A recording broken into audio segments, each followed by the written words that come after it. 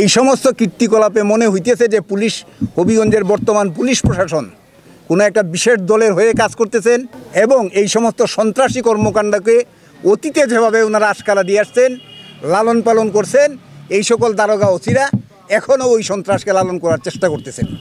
যদি সন্ত্রাসী করতে হয় তাহলে তো আবার শেখ হাসিনাকে আইনে বসাই দেওয়া দরকার, যে চালান আপনার যা খুশি তাই করেন। শেখ হাসিনার চেয়ে তো বড় এক্সপার্ট সন্ত্রাসী নাই দেশে।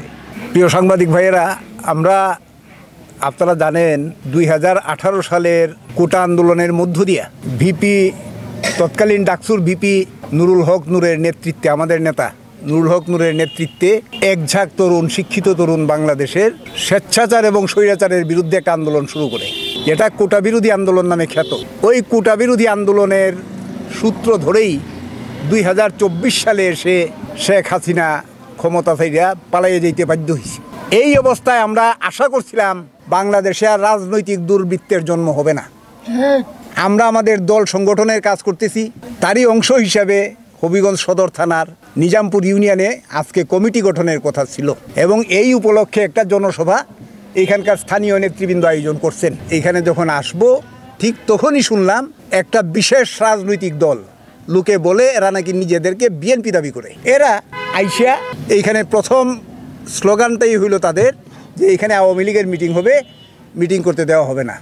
তখন কিন্তু আমাদের ব্যানার এখানে ঝুলানো, গণ অধিকার পরিষদের ব্যানার এখানে ঝুলানো। উস্তার নামে একটা ছেলে যে নিজেকে ছাত্রদলের ইউনিয়নের সভাপতি হিসেবে পরিচয় দেয়, আব্দুল্লাহ মতিন কাইয়ুম, এই ছেলেরা এখানে আইসা বলতেছে যে এখানে মিটিং হবে না। মিটিং হবে না এটা আজকের কথা না, এটা গত 2 দিন যাবৎ এই প্রচারণাটা তারা করতেছে এবং গত রাত্রে নাকি গ্রামে গ্রামে এসে বলছে মিটিংয়ে কেউ যাবেন না, মিটিং হবে না। যে একটা গণতন্ত্রের জন্য এত লড়াই হয়েছে, এখন এত সব কালকে নির্বাচন দেন, পরশু নির্বাচন দেন, এই ধরনের কথা বলতেছি গণতন্ত্রের জন্যই তো। আমরা অনেকটা শঙ্কিত হয়ে সেরেই গতকালকে থানাতে ইন্টিমেশন দিছি, লিখিত ইন্টিমেশনটা নিয়ে গেছেন আমাদের জেলা কমিটির সদস্য এবং সদর থানা কমিটির অন্যতম সমন্বয়ক মৌলানা ফরিদ আহমদ, উনি উপস্থিত আছেন এখানে। থানার ডিউটি অফিসার শিউলি, সম্ভবত তার নাম শিউলি, সে এইটা সমঝে রাখছে। উনি ফটোকপি করে নিয়ে গেছে রিসিভ কপি দেওয়ার জন্য, রিসিভ কপি দেয় নাই, বলছে আমি নিজে তো সাক্ষী আছি, আর কি আপনি ইন্টিমেশন দিচ্ছেন রাখলাম। আজকে যখন এই দেখেন প্যান্ডেল, আমরা আশা করছি এই দেশের মানুষের কাছে আমরা একটা রাষ্ট্র সংস্কারের আগামী বাংলাদেশ গড়ার কথাগুলো বলবো, ভিপি নুরের মেসেজগুলো আমরা পৌঁছাই দিব, গণ অধিকার পরিষদের মেসেজগুলো জনগণের কাছে আমরা তুলে ধরবো। যারা এখানে প্যান্ডেলে কাজ করতেছিল তাদের আইসা শারীরিকভাবে লাঞ্ছিত করে এক পর্যায়ে আমাদের দলীয় ব্যানার নিয়ে গেছে, দলীয় ব্যানার ছিনিয়ে নিয়ে গেছে, স্টেজ ভাঙচুর করছে আর স্টেজ গড়তে দেয় নাই।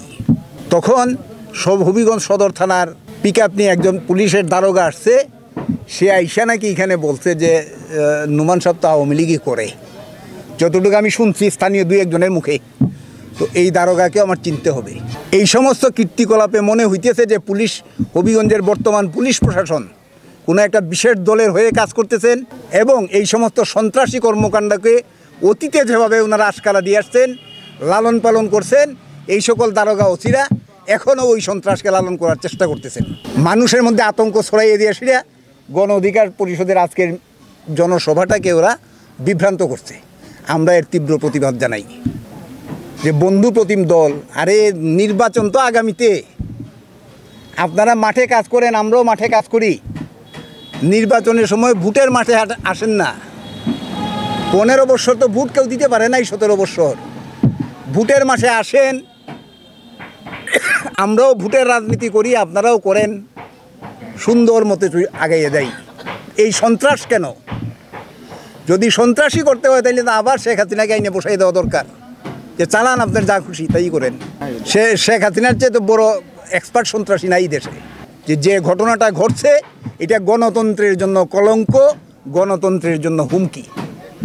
যারা এই কলঙ্ক সৃষ্টি করছে, যারা গণতন্ত্রের কপালে এই কলঙ্কের কালিমা লিপন করছে এবং যারা সন্ত্রাস করে মানুষের মধ্যে হুমকি দিয়ে মানুষকে আতঙ্কিত করে রাজনীতিকে কলুষিত করছে, তাদের বিরুদ্ধে ঐক্যবদ্ধ থাকার জন্য জনগণকে আমরা আহ্বান জানাই আপনাদের মাধ্যমে। প্রিয় সাংবাদিক ভাইয়েরা, আপনাদের মাধ্যমে আমরা বাংলাদেশের শান্তিপ্রিয় জনগণের কাছে একটা অ্যাপিল দায়ের করতেছি যে এই সন্ত্রাসীদের বিরুদ্ধে আপনারা ঐক্যবদ্ধ হন।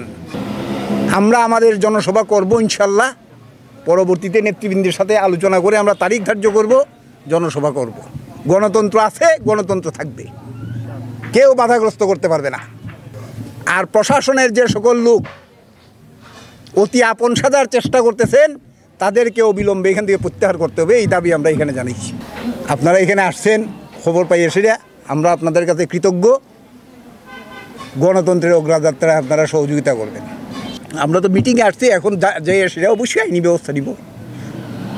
নামধাম পাইয়ে গেছি, পরিচয় পাইয়ে গেছি, আমরা আমাদের প্রোগ্রাম করব।